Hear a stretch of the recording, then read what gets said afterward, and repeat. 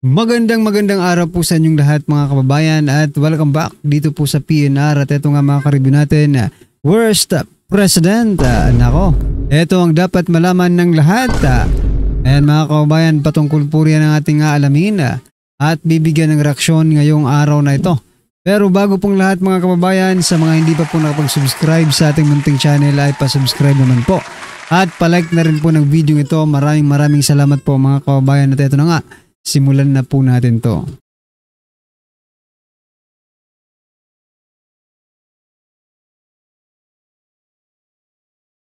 So yan mga kababayan, bago po natin muling i-play ang video ito, pasadahan po muna natin ang mga nagte-trending na mga balita dito po sa mundo ng social media at unahin na po natin to. Nako, President Bongbong Marcos Jr. That's the worst word to use as a president. Ayan mga kababayan. Kasi ito po mga ka-review natin ang naging pahayag ng ating Pangulo. No? Sabi niya po dito, tapos may lindol pa yata nung kagabi. Nako.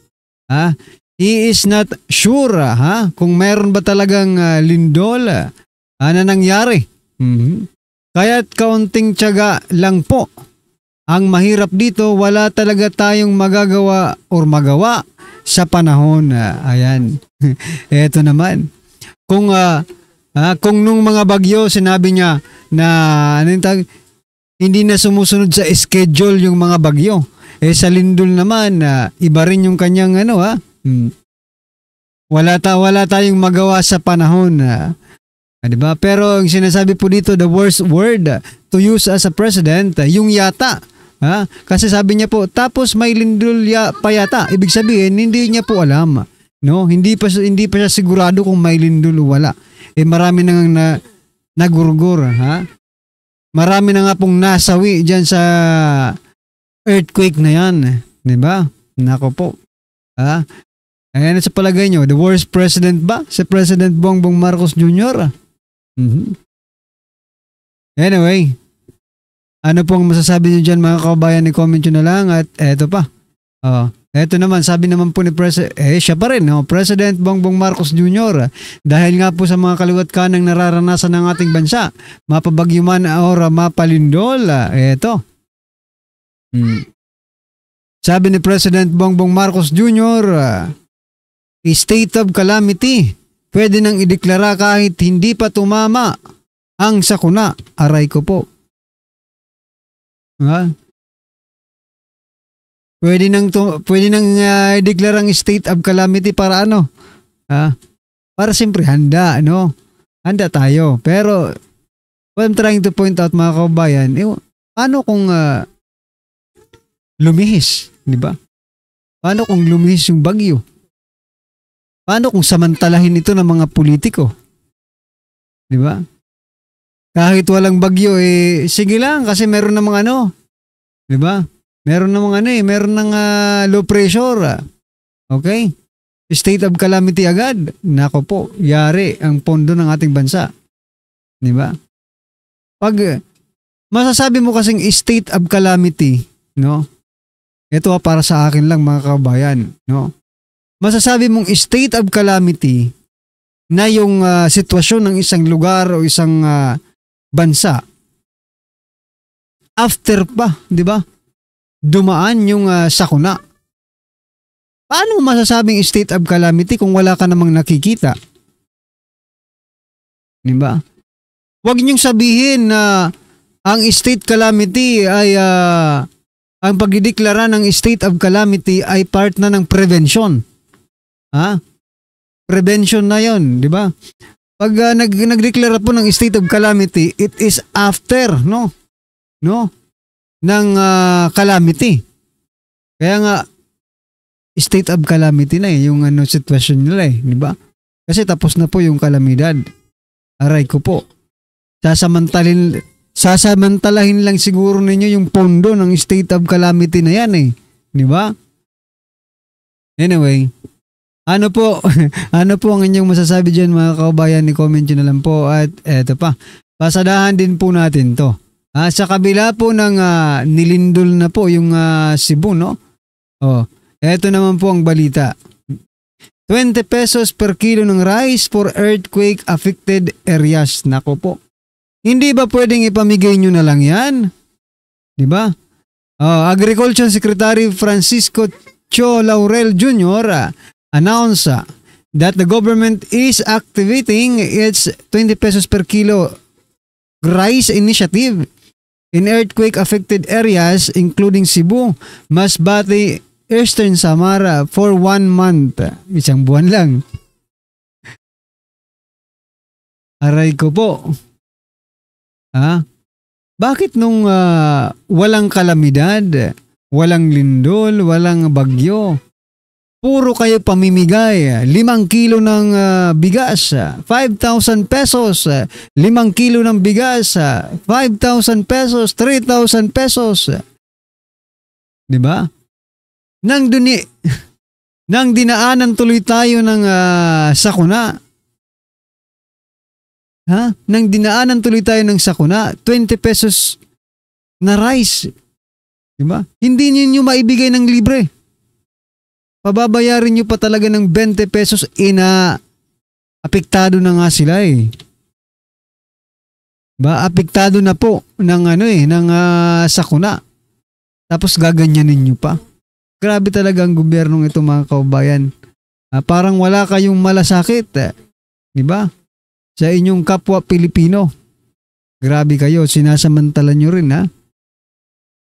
Kaya ito tamang-tama talaga itong sinasabi ni ni Atty. Ruen Aguanzon. Sabi niya po dito, ngayon ka umepal Martin Romualdez, ngayon ka mamigay ng AX, Tupad, AKAP, Patubig, Barangay Road, pati mga nasirang building ipagawa mo muna.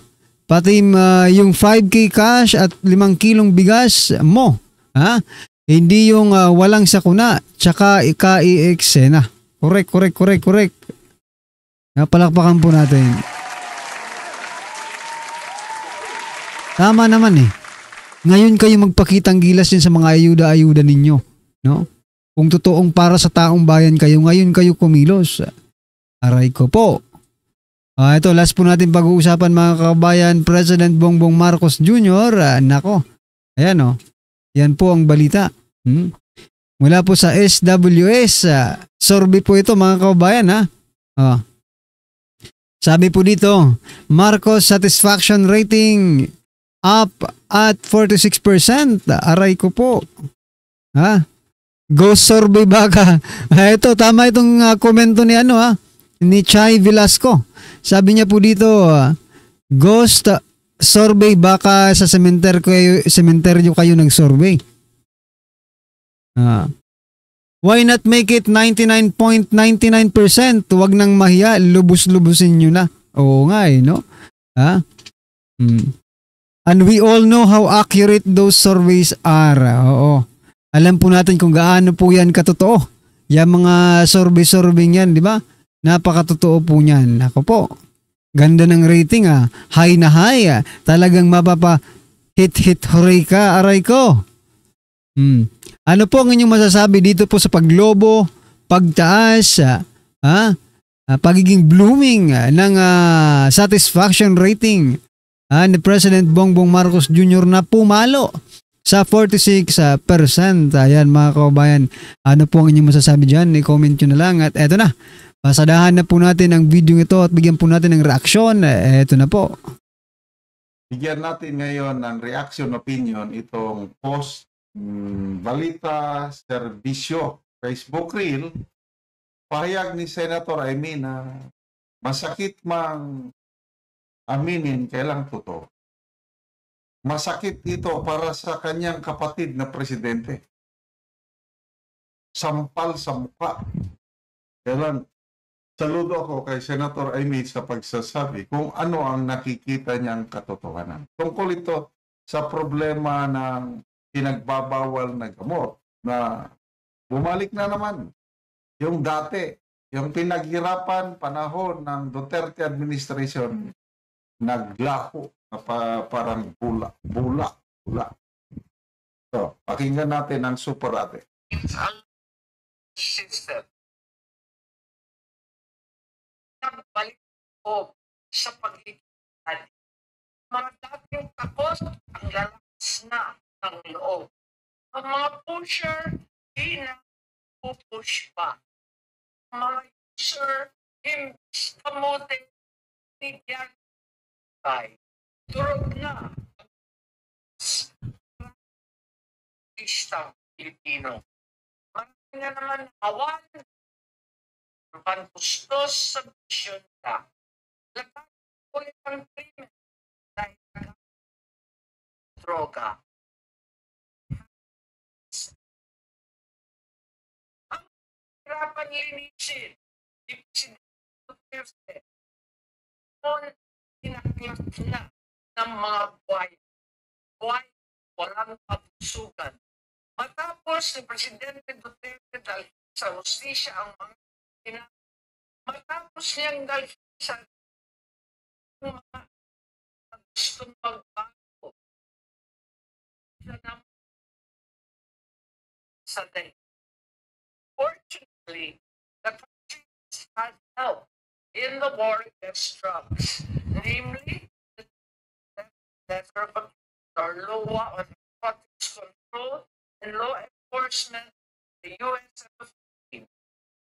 In this agreement, the U.S. committed funding and expertise to programs that enhance law enforcement, strengthen the rule of law, advance production, promote community resilience. In truth, from early 2011, we've been from as we've already seen over 27,600,000 US dollars in equipment, training, and missions, including 250 million pesos for the establishment of an educational Philippine Coast Center in Malagdas, Batangas, Bulacan, 342 million in training programs for the Coast Guard at Okay. So, agree ba kayo sa sinasabi ni Senator Amy na bumalik na naman ang mga adiktos? Yung anak ko, nasa Metro Manila, kwento niya sa akin, Daddy, grabe. Sabi niya, gabi, naglalakad ako. Hayagan sa may ilaw. Nandun daw yung mga adiktos. They're just doing their thing. Tapos may malapit na police station. Kailan ba yun? Last year din ata. Ang mga adiktos, ipinopost na nila sa social media ang kanilang ginagawa. Ang hihit-hit. May alibay eh. Ano daw, intindihin daw natin sila dahil hindi naman daw sila talagang adiktos. Ano lang daw yun? Para lang pampagising. Para pang-overtime ba? Mga ganun. So, Kaya nga, yun nga po yung sinasabi ni dating PNP Chief General Marbel, no? Na itong mga ginagawa nila ay just to extend, no? Yung working hours nila. Sabi pa nga po, pinagmamalaki pa, nakakatulong pa sa paglago ng ating ekonomiya. Walang iya na yan. Matapos labanan po ni former President Duterte ang droga, di ba? Tapos ngayon, ganito lang kabilis, di ba? Nila na ibalik yung ganong sistema ulit. Kaya dapat talagang Makita mo, ang laking kaibahan. Yung approach ng Duterte administration labanan ang droga. Dito naman is, I don't know, mahalin sila. There's nothing wrong with mahalin. Kailan, mahalin na to a point na namihasa. So, saan ba papunta ang ating bansa sa ganitong pangyayari na bumabalik na? Pinagmamayabang ng administrasyon. Sobra daw dami ang nakumpiskate nilang mga pinagbabawal na substance. Yes, totoo. Sobra. Kasi, wala naman. Pasok, in and out naman. Tapos, yung mga Hindi mo rin hindi mo rin makikita yung connection no, mga kababayan. For example, marami po yung nakumpiska nila. Di sana dapat pahirapan po na, di ba? Pahirapan na po yung sa kalye, di ba? Yung supply. Pero bakit iba naman po yung sinasabi ng ating mga kababayan? Di ba? Kung talagang marami na kayo, nakumpiska at nasunog na yan, pero bakit ganon? Ang sinasabi ng ating mga kababayan bakit ganon? Sa kanto, meron na. Di ba? Yung sinasabi kanina ni General Macanas sa anak niya. Oh, sinumbong ng anak niya sa kanya. Sa kanto, meron. Malapit lang sa headquarters ng pulis. Or sa di ba? Station ng pulis. Kaya hindi nagtutugma. Oh.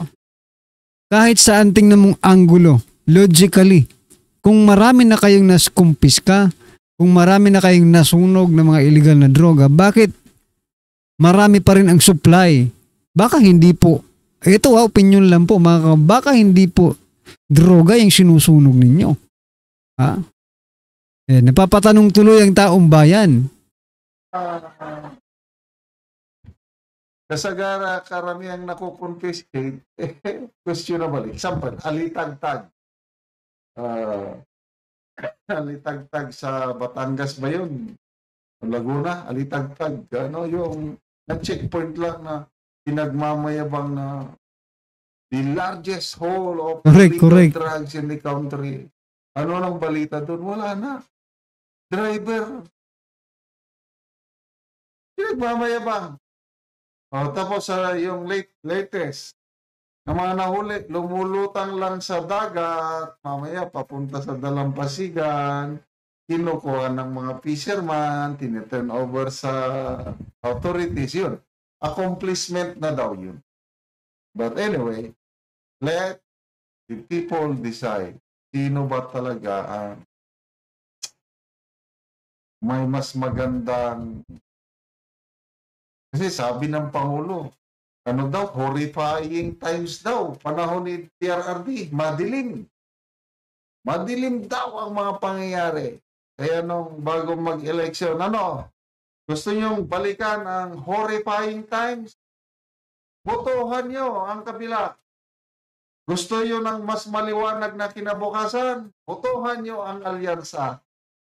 Alam niya, yung post niya na hindi ko makalimutan Yun ang pinagtawanan sa kanyang official Facebook page na Yan mga kababayan, naniniwala ba kayo na itong si President Bongbong Marcos Jr. Ang worst president ng Pilipinas? Yan na naman po ang inyong komento mga karibin natin. I-comment nyo na lang po sa baba. Maraming salamat po.